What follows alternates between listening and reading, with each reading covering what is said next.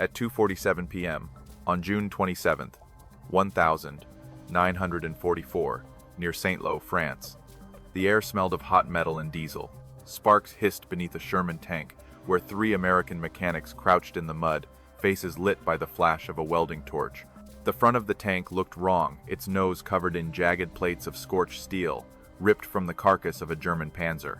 Every few seconds, a distant 88mm gun cracked through the humid air, and the men flinched but didn't stop working. Private Earl Dawson, 22, wiped his forehead with a filthy sleeve. "If the MPs see this, we're dead," he muttered. Sergeant Harris, the senior mechanic, didn't look up. "Better dead on paper than burned in one of these things," he said, striking another arc. The sparks scattered like fireflies across the armor. A single red arrow had been chalked on the steel earlier that morning, marking exactly where the last shell had punched through a Sherman's glacis. Behind them, the field repair yard was chaos. Half a dozen wrecked tanks sat in the mud like dead elephants, turrets blown open, treads twisted, crews already buried. The mechanics worked between air raids, scavenging whatever they could from the enemy hulls nearby. Armor skirts, track links, turret plates, German scrap. The officers called it junk. The men called it hope. Hello everyone. Before we begin today's video, I need your help. We've noticed that the channel is losing traction, and subscribing is one of the best ways you can help us. It's quick, free, and allows us to continue bringing you great content. Your support means everything. Let's keep this channel growing collectively. Where are you watching from?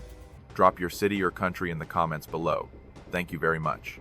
Officially, it was against every rule in the Ordnance Manual. No unauthorized modifications, no welding on armor structure. But after 3 weeks of fighting around Saint-Lô, no one cared about manuals anymore. Shermans were dying faster than they could be repaired. Crews called them Ronsons. Lights every time. One hit, one flash, 5 men gone. A truck rumbled past, hauling the burned-out shell of another tank. Harris lifted his mask and watched it disappear into the smoke. "They tell us to fix them," he said quietly. "But maybe it's time we make them better." Dawson nodded, struck another spark, and pressed the plate home. The sound of the weld drowned beneath distant artillery. The smell of burning flux filled the yard. For the first time in weeks, the men weren't just repairing, they were changing the rules. And tomorrow, when that Sherman rolled back into combat, they would find out whether their German scrap could stop a German shell. By dawn on June 28, 1944, the field repair yard outside Saint-Lô had become a graveyard of steel and smoke. Rows of wrecked Shermans waited like corpses, their armor blackened, treads half buried in the wet earth, gun barrels sagging toward the mud. Every few minutes, another recovery truck arrived with another burned hull, the smell of charred paint mixing with oil and cordite. The mechanics didn't talk much anymore. They just kept their torches lit, heads down, trying to keep up with the rate of destruction. For every tank they managed to fix, 3 more were lost on the front line. The Germans were still out there, Panzer IVs and Tigers prowling the hedgerows like hunters that knew every ambush point. Their 88mm shells didn't just punch holes, they ignited tanks. The Americans called them one-shot killers. When a round hit the Sherman's front plate, the impact sent molten fragments through the crew compartment, detonating ammunition before anyone could escape. The statistics were whispered like a curse. 1 in 3 Sherman crews never made it out alive. Some men stopped carrying personal items because there was rarely anything left to recover. Sergeant Harris stood on the edge of the repair yard that morning, watching a column of smoke rise from the tree line. He could hear the low rumble of tank engines, friendly and enemy, somewhere beyond the mist. His unit, the 702nd Ordnance Light Maintenance Battalion, had been ordered to keep the division's tanks operational at all times. The phrase sounded absurd now. They were fighting physics and doctrine at once. The manuals from Fort Knox still insisted the Sherman's armor was adequate for all known threats. But out here, the men had learned otherwise. The front armor might as well have been sheet metal. A corporal from the line battalion limped into the yard, soot streaking his face, uniform torn. "They hit us again near the orchard," he said hoarsely. 2 shells, 2 kills. No one made it out. He dropped a bent piece of armor plate on the ground. The hole in it was the size of a man's fist, edges curled outward like petals. Harris crouched, ran his hand over the metal, and said nothing. He didn't need to. The plate told its own story, a story every man there already knew by heart. By midday, the yard was roaring with engines and welders. Men moved through the smoke with automatic precision, swapping transmission parts, hammering out dents, dragging spare treads with chains. Each repair was a race against time and fear. The Germans were less than 4 miles away, and artillery shells sometimes landed close enough to rattle the tanks on their jacks. Still, the work never stopped. They knew the next assault was coming, and if the Shermans weren't ready, infantry would be left without armor support. Private Dawson climbed onto the hull of the tank they'd reinforced the night before. The German scrap plates still shimmered with heat from yesterday's welding. He ran his hand across the seams, feeling the rough edges, and wondered if it would make any difference when the shooting started. Around him, other crews were already talking in low voices, pointing at the modified tank like it was a forbidden relic. Some laughed, others frowned, but no one said a word to the officers. Everyone wanted to see if it would hold. As the sun sank behind the hedgerows, the yard fell into an uneasy quiet.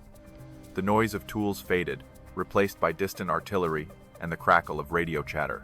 Harris leaned against the Sherman's hull, staring at the glowing horizon. "They keep sending us tanks to fix," he murmured, "but nobody fixes the reason they keep dying." He looked at the welded plates again, the enemy steel, the rule they had broken, and realized that tomorrow's battle would decide whether this act of defiance was madness or the first step toward survival. Morning light slid through the haze of smoke and dust, revealing rows of open tool chests and oil drums lined up like soldiers at attention. Sergeant Harris flipped through the thick Ordnance Maintenance Manual TM 9731 amperes, the pages stained with grease and rainwater, as if the book itself had survived combat. Each line was written in the language of discipline: inspect, replace, restore. Every diagram showed perfection: clean bolts, flawless armor, smooth weld seams untouched by fire. But nothing in those pages mentioned survival. The manual belonged to another world, a world that hadn't yet met the German 88. According to the regulations, mechanics were forbidden to alter the armor structure or change the ballistic contour of the hull. "Do not modify," the paragraph read, "except by authority of the chief ordnance officer." That sentence was supposed to be absolute, a wall of order between chaos and invention. Yet in the yard around him, chaos had already won. Tanks arrived, with holes the size of helmets, with hatches fused shut by heat, with paint blistered into ash. Men climbed out of them shaking, half deaf, eyes blank. The rulebook meant nothing when the rulebook didn't bleed. Private Dawson dropped a length of twisted metal at Harris's feet and said, "Sir, this is what the Germans are shooting at us with." The piece was a fragment of high-grade steel, torn from the nose of a Panzer IV, edges glassy from impact. Harris bent down, lifted it, and felt its weight heavier than the Sherman's own front plate, denser somehow, with a sound that rang lower when struck. "You could weld that," Dawson said quietly, half a question, half a confession. Harris said nothing. He was still looking at the manual in his hand, at the line about no modifications, and feeling the absurdity of it in his chest like a fever. That afternoon, a captain from division headquarters arrived to inspect the yard. He was clean, pressed, unscarred. He walked between the rows of tanks and barked about procedure reports, inspection logs, authorized repairs. Harris and his crew stood silent, masks dangling from their necks, soot covering their hands. When the officer left, they returned to work without a word. Rules, Harris thought, were written for men who didn't have to die by them. The day dragged on, hot and heavy, the sky vibrating with distant artillery. Mechanics welded drive sprockets, replaced transmissions, patched fuel lines, anything to keep the machines moving one more mile. Every clang of a hammer echoed the same thought: fix it, send it back, hope it lasts an hour. Dawson worked beside a Sherman whose front armor had been peeled open like a tin can. He could still smell the burned paint and singed canvas inside the turret. He imagined the loader's seat, now a black hole in the steel, and wondered how many more manuals it would take before someone changed the design.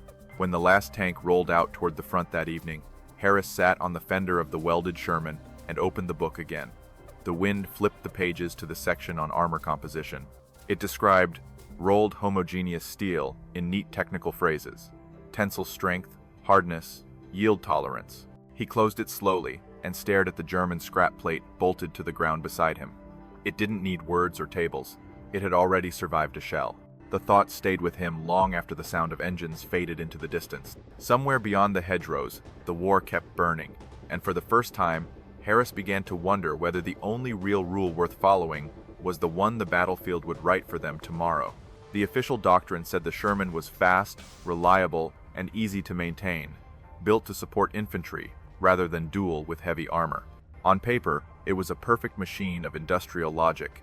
51 millimeters of frontal armor, sloped at 56 degrees, a 75 millimeter gun firing high-velocity shells, and a 5-man crew trained for efficiency. But the arithmetic of war refused to match the numbers printed in manuals. The armor that looked strong in diagrams crumpled under the kinetic violence of German shells, and the design philosophy of mobility over protection became a sentence of death for the men inside. Every mechanic in the yard had seen what happened when that philosophy met reality. Tanks came back with their fronts punched open, the metal curled outward like the lid of a sardine can, the interior blackened and stinking of ammunition smoke. Even when the shell didn't ignite the fuel, the small, tiny fragments of steel sheared from the inner wall turned the crew compartment into a storm of molten needles. The survivors, if any, crawled out blind, deaf, or burning. Harris could still hear one loader's voice from 2 weeks earlier, whispering that he never even saw the flash, just a white heat swallowing everything. In training, instructors had shown films claiming the Sherman could take a hit and keep fighting. They rolled glossy footage of tanks climbing slopes, crossing rivers, firing on the move. None of those reels mentioned the 88 millimeter gun, or the Tiger's ability to penetrate 3 inches of armor from over half a mile away. The idea was to keep morale high and production steady, to prove that quantity could triumph over quality. The logic worked fine in a factory or an office. It failed in a French field filled with burning tanks. By late June, the casualty reports had become routine. 5 Shermans lost for every Panzer destroyed. Crews joked darkly that their tanks were made by the lowest bidder, a joke that no one laughed at for long. They started improvising their own solutions, sandbags stacked on the glacis, spare track links welded in patterns, even logs and concrete slabs tied to the sides. None of it made much difference. The 88 tore through everything. The men called the front armor the invitation, because it invited death in the first shot. Harris watched a young lieutenant trace a finger along the manual schematic of the Sherman's hull, explaining to his men how the slope was supposed to deflect a shell. The theory was elegant, a geometry lesson written by men who had never been inside a burning tank. Harris didn't interrupt. He just stared at the picture and saw ghosts behind the clean lines. The manual was right about the angles, but wrong about the world. In this world, mud and fear changed everything. Mud that clogged the treads, fear that froze the hands meant to reload the gun faster. When evening came, the yard filled with the hum of generators and the soft hiss of welding torches again. The same ritual repeated itself. Patch the holes, paint the hull, send it back. But as Harris wiped the grime from his face and looked at the line of repaired Shermans, he could no longer pretend that following the book would keep anyone alive. Each tank looked like a coffin waiting for names. Somewhere inside him, a quiet decision formed a thought that broke every rule yet felt truer than all the manuals combined. If the standard couldn't protect them, then maybe survival would have to start where the rules ended. Rain began to fall that night, slow and steady, washing soot into the ruts between the tanks and turning the repair yard into a basin of reflective mud. Harris stood beneath a torn canvas shelter, listening to the water hiss on hot metal while his crew packed up their tools. The air smelled of ozone and oil, and in the faint glow of the lanterns, the Sherman hulls looked like sleeping beasts. He couldn't stop thinking about the reports, every engagement the same. First hit, instant fire, no survivors. The numbers were relentless, and yet headquarters kept insisting the problem was tactical, not mechanical.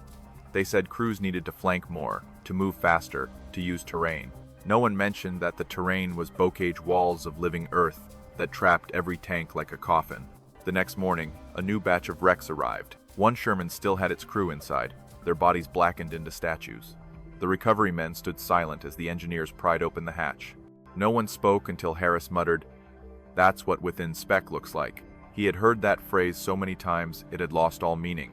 The Sherman's armor, they said, met every standard. The control systems were tested, the welds passed inspection, and the steel composition matched every specification. But out here, the specifications were lies. The enemy's 88 millimeter shells didn't care about tolerances or procurement charts. Later, in the workshop tent, Harris and Dawson spread a field map across the hood of a Jeep, marking the locations where tanks had been hit. The pattern formed a grim geometry, every impact from the front, every strike within the same few degrees of approach. Dawson tapped the paper with a greasy finger. "They know exactly where to aim," he said. "They hit the glacis right here every time." Harris nodded. The front plate was flat, predictable, and brittle under repeated stress. Worse, the steel itself, seemed weaker than German armor of similar thickness. He had tested it once, just out of curiosity, by striking a scrap from a Sherman and a scrap from a Panzer with a sledgehammer. The difference had been obvious. The German plate rang like a bell, while the American steel thudded dully, as if it were tired. That evening, Harris wrote a brief report to Ordnance Headquarters. He described the failures, the burn patterns, the structural weaknesses. The reply came 2 days later, a single page stamped in red. Armor performance remains within acceptable combat standards. Continue maintenance as directed. He read the words twice, then crumpled the paper and shoved it into his pocket. Acceptable. The word burned more than the sparks from a welding torch. Across the yard, Dawson was examining a piece of armor torn from a German tank destroyed near the crossroads. The metal was pitted and bent, but intact. He dragged it toward a Sherman chassis, propped it against the nose, and squinted. The fit was almost perfect, like two puzzle pieces from different worlds that somehow matched. "You think this would hold?" he asked. Harris looked at him for a long moment before answering. "I think it already has," he said. The rain stopped sometime before midnight, and the air turned cold enough for their breath to fog. Harris sat on the edge of the tank, feeling the rough texture of the German plate under his palms. The realization settled in with the weight of the war itself. The problem wasn't courage or training or tactics. It was material, physics, and the arrogance of paperwork that believed reality could be standardized. He looked toward the dark tree line, where artillery flashes pulsed like distant lightning, and whispered, almost to himself, "They built them to last a war on paper. We're the ones trying to survive it in steel." 2 days later, the battlefield shifted closer, the sound of engines and artillery creeping toward the repair yard like a distant storm. The air trembled with every detonation, and the sky was a gray sheet streaked with the smoke of burning armor. Harris and Dawson worked side by side, hammering a new transmission into place, when a flatbed truck arrived carrying the remains of a German Panzer IV. The vehicle looked like a carcass dragged from another world, its turret ripped open, its treads twisted, its body scarred by flame. The crew jumped down to unload parts, and one of them, a private named Jenkins, kicked a loose panel of armor that clanged against the ground. The sound was deeper than steel should be, a heavy ring that seemed to hum in the chest. Dawson turned, curious, and picked up the slab. It was scorched on one side, smooth on the other, a perfect rectangle of hardened plate almost 2 inches thick. He struck it with his wrench. The echo was clear, sharp, and solid. Then he hit the Sherman hull beside him, and the sound was short, dull, lifeless. He looked at Harris. "You hear that?" Harris nodded slowly, running his gloved hand along the edge of the German plate. "Different alloy," he said. "Ours flexes, theirs holds." He didn't know the exact metallurgy, but he could feel the difference in the way the metal vibrated. It wasn't just harder, it was alive in a way American steel wasn't. They dragged the plate across the yard to compare. The dimensions matched the Sherman's glacis almost perfectly, as though the two machines, enemies built on opposite sides of the ocean, had been designed to mirror each other.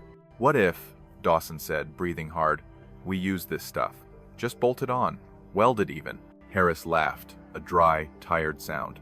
"You mean weld enemy armor to our own?" Dawson shrugged. "Why not? Their shells can't punch through theirs. Maybe ours can't either." It was an absurd thought, born of exhaustion and fear, but in that moment it felt more real than any order they had received from headquarters. That night, long after the generators had gone silent, Harris sat beside the German wreckage with a cigarette glowing between his fingers. The rain had returned, light and whispering, beating on the steel. He stared at the Panzer's armor, thinking about how many Shermans it might have killed before ending up here, and what irony it would be to turn its skin into protection for the very men it once hunted. The idea felt dangerous, almost heretical, but also clean and mechanical, like a solution waiting to be tested. When he stood, he could see the outlines of the repair tents glowing faintly in the dark. Inside, Dawson was still awake, sketching something on the back of a ration box, a crude diagram of a Sherman with extra plates welded to the front and sides. The lines were crooked, the handwriting shaky, but the concept was there. "If it changes the angle," Dawson said as Harris entered, "it might make the shot glance instead of punch through." Harris studied the sketch for a long time before answering. "You know what they'll do if they catch us?" he said quietly. Dawson didn't look up. "They'll court-martial us," he said, "but we might live long enough to care." Outside, thunder rolled across the fields, distant but steady, a reminder that the war didn't wait for approval stamps. Harris crushed his cigarette under his boot, took one last look at the Panzer plate, gleaming faintly in the mud, and said, Tomorrow we find out what happens when we stop fixing and start surviving. That night, the rain stopped, but the clouds hung low, trapping the orange glow of distant artillery above the hedgerows like a reflection of hell. The repair yard had gone quiet except for the hum of one generator and the faint hiss of a welding torch. Harris crouched beside the Sherman's front hull, goggles down, arc light flickering across his soot-streaked face. The German plate was propped against the glacis, held by two makeshift clamps made from track pins. Each spark lit the mud around him like a storm of fireflies, briefly revealing the anxious faces of Dawson and Jenkins standing watch near the entrance. They had waited until midnight to begin, when the MPs made their last patrol round and the officers were asleep. What they were doing wasn't just unauthorized, it was illegal under field regulation 850 to 3 amperes, a line that could get them court-martialed for unauthorized modification of government property. But none of them cared anymore. Rules had already failed to keep anyone alive. Dawson fed another strip of welding rod into the flame, his hands steady despite the shaking in his knees. "Keep the torch low," he whispered. "We don't need the glow giving us away." Harris adjusted the current and pressed the arc against the seam, fusing American steel to German alloy. The light so bright, it painted every shadow sharp. The smell of burning flux filled the air, mixing with diesel and wet earth. In the silence between bursts of thunder, they could hear the soft drip of condensation from the tank's underside, the breathing of men who knew they were crossing a line. "You sure this'll hold?" Jenkins asked, his voice barely audible. Harris didn't look up. "No," he said simply, "but neither did the last 3 tanks we fixed." The answer silenced him. They worked in rhythm grind, spark, hammer, cool each motion instinctive, learned from months of repairing what the battlefield destroyed. But this time, every movement carried defiance, a tiny rebellion in the form of molten metal. By 2 in the morning, the welds glowed dull red, the new armor locked into place like a scar. Harris leaned back, sweat running down his temples, the goggles leaving pale rings around his eyes. He tapped the plate with the back of a wrench. The sound rang solid, deeper than the hollow clang of Sherman steel. "She's heavier now," Dawson said. "Yeah," Harris replied. "So were the ones that came home." They all laughed softly, not because it was funny, but because it was the only sound that didn't feel like despair. When they finally killed the generator, the darkness rushed in all at once. The tank loomed above them, its front glistening in the dim moonlight, patchwork armor reflecting faint streaks of silver. Jenkins leaned against a wheel, breathing hard. "If the brass sees this tomorrow, we're finished," he said. Harris shook his head. "If the Germans see it first, maybe we're not." "All?" They packed their tools in silence, wiped the mud from their boots, and left the yard as the first hints of dawn bled into the sky. Behind them, the modified Sherman sat alone, steam rising from its welded seams like the breath of something reborn. No one spoke of what they had done. There would be no report, no signatures, no approval.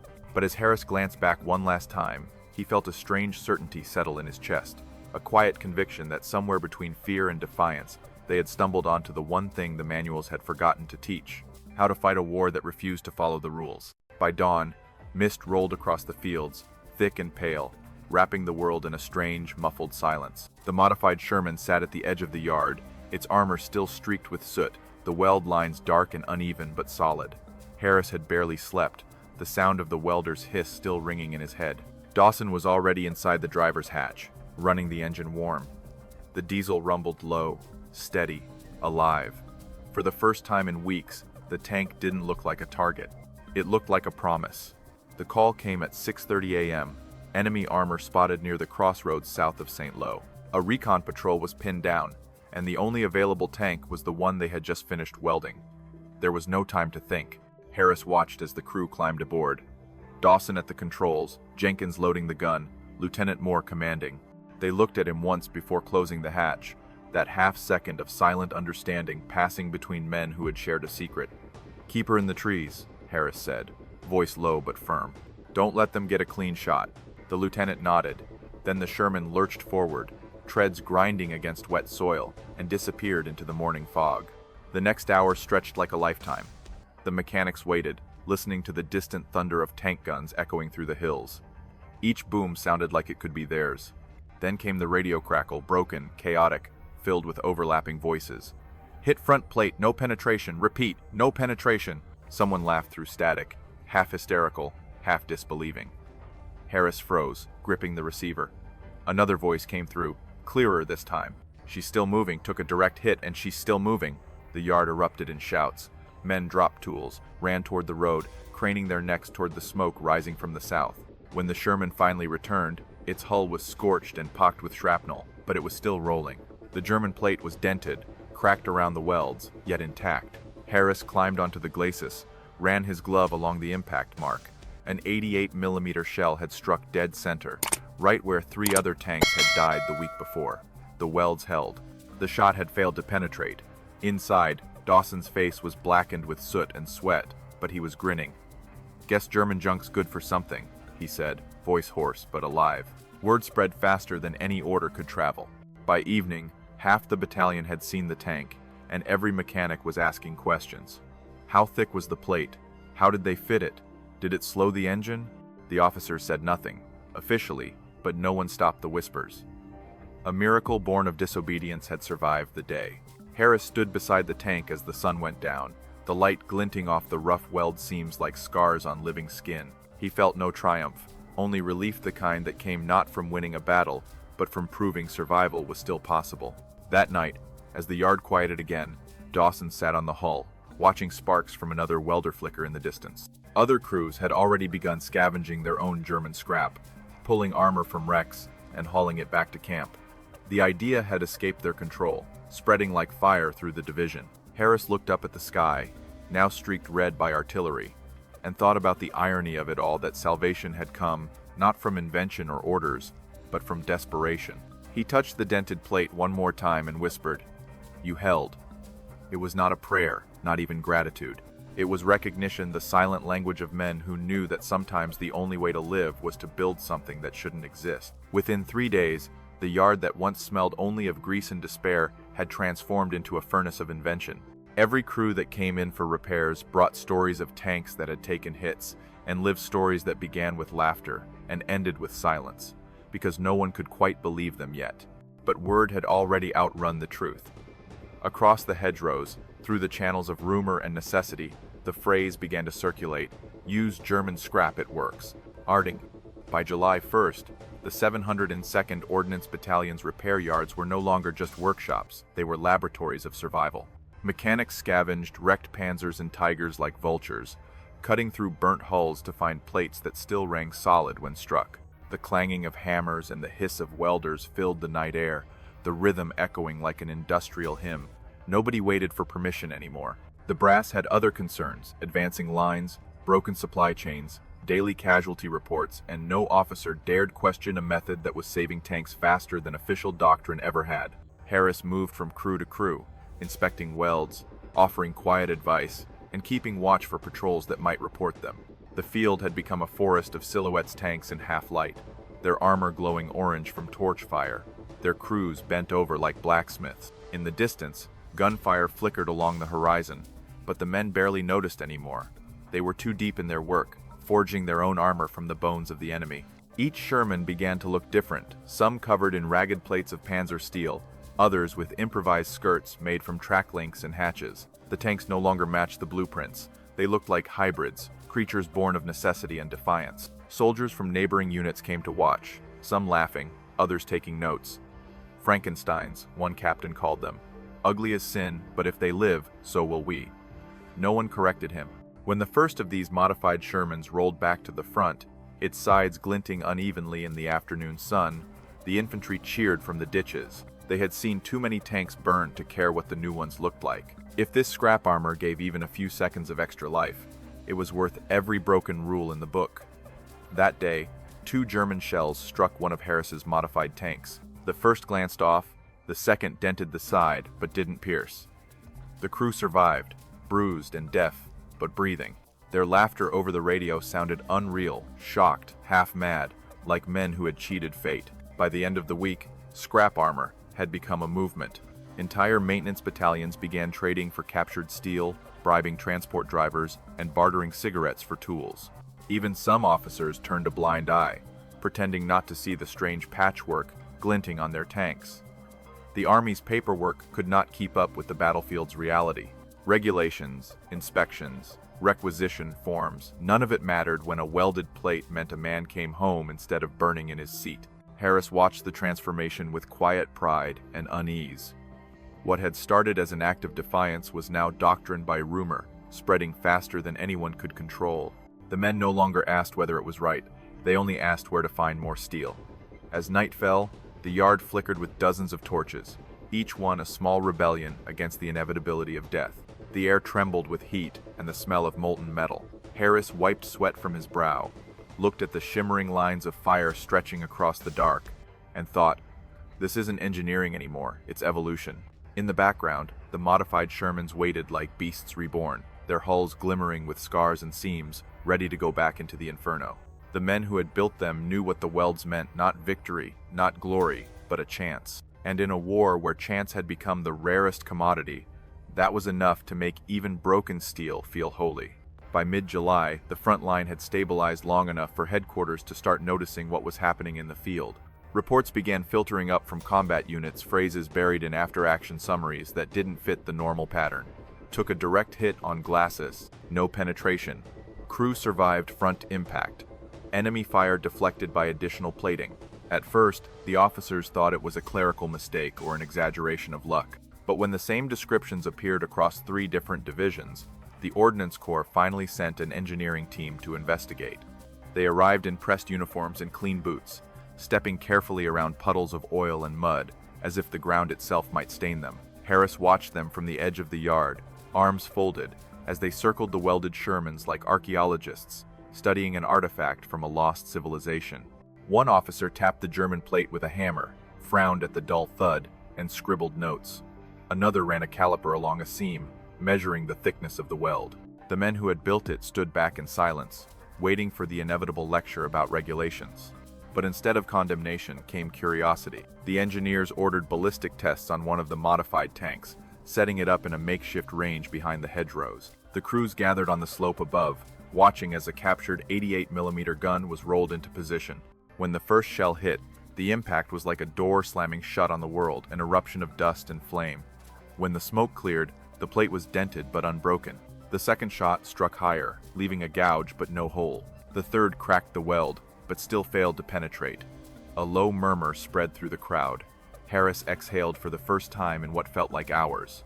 Measurements followed angles, velocity, spall patterns, all the language of science replacing the superstition that had ruled their survival for weeks. The data was impossible to ignore. The improvised armor reduced penetration by nearly 30% and redirected glancing blows twice as effectively as standard issue plating. It wasn't perfect, but it was measurable proof that Desperation had produced innovation. For once, numbers were on their side. The next morning, the engineers drafted a preliminary report, recommending field evaluation of supplemental welded armor for M4 medium tanks. It was bureaucratic language for something extraordinary acknowledgement that the men in the mud had been right. The memo climbed the chain faster than any requisition order ever had. By the end of the week, official supply channels were already diverting captured German steel to field depots under the vague heading of reclamation material. No one mentioned where the idea had come from. Harris read a copy of the report while sitting on the hood of the first modified Sherman, the one that had survived the crossroads. He traced the dent where the 88 had struck, now cold and smooth beneath his fingers. For months, the manuals had said survival was a matter of tactics and numbers. Now, the data said otherwise. It said a handful of mechanics in a muddy French field had quietly rewritten the math of war. That evening, as the sun sank behind the hills, the yard filled again with the steady pulse of welders and grinders. Official or not, the work continued, faster than ever. The engineers had taken their measurements, the officers had written their memos, but the men in the field didn't need approval anymore. They had seen proof written in steel, and it was louder than any order ever given. Harris looked at the glowing hulls and the sparks floating into the darkening sky and thought, so this is how history starts. One weld, one rule broken at a time. By the first weeks of August, what had begun as midnight, improvisation under canvas had become a formalized process stamped with Army insignia and typed signatures. Circulars arrived from Ordnance Command, their language carefully sanitized phrases like field adaptation of captured armor plating, authorized pending further study, and recommend continuation of improvised reinforcement where practical. No one mentioned the names of mechanics who had started it. Harris read the order while sitting on an ammo crate, grease still on his hands, and laughed under his breath. The war machine had caught up with them at last. What once would have earned them a court-martial was now doctrine, folded neatly into a numbered paragraph and blessed by bureaucracy. Official supply trucks began delivering prefabricated plates of reclamation armor, cut from damaged German tanks and repainted olive drab.